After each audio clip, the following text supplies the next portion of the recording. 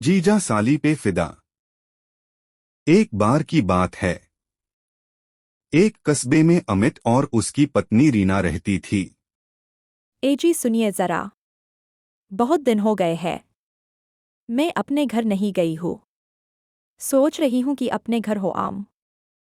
ठीक है, तो मेरी ऑफिस की छुट्टियां होने वाली है, चलते हैं फिर। जी ठीक है। कुछ दिनों के लिए रीना अपने मायके गई और अमित भी उसके साथ चला गया। रीना की छोटी बहन पूजा वहीं रहती थी, सीधी सादी, समझदार और पढ़ाई में अच्छी। अमित स्वभाव से जिम्मेदार इंसान था। वह पूजा को हमेशा छोटी बहन की तरह ही देखता था।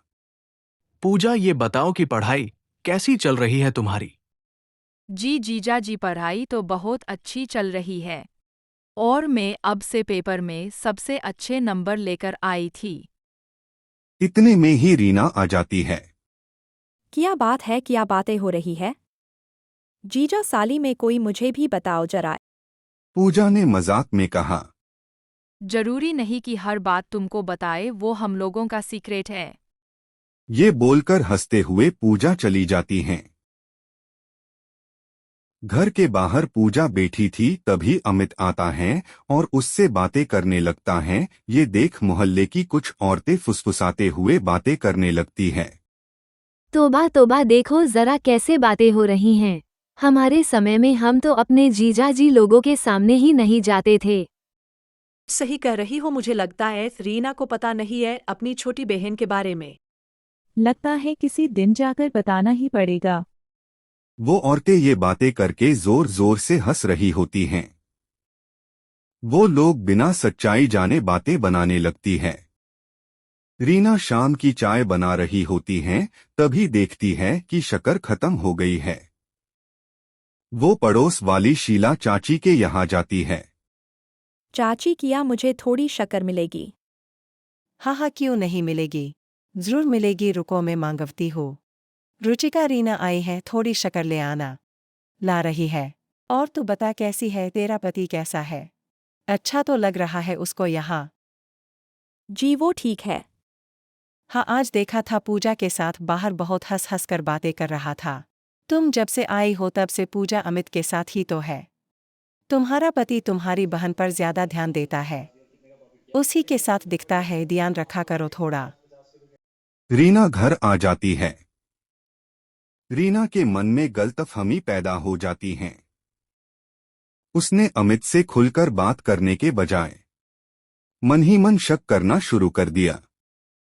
पूजा सुनो, कुछ ज्यादा नहीं तुम अमित से बात करती हो। थोड़ा काम बोला करो, समझी, और उसके सामने भी ज्यादा ना आया करो।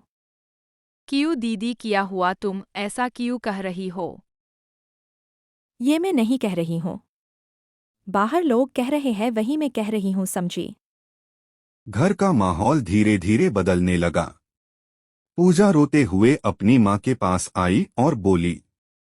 मैंने तो जीजा जी को हमेशा इज्जत दी है, फिर लोग मेरे बारे में ऐसा क्यों कह रहे हैं?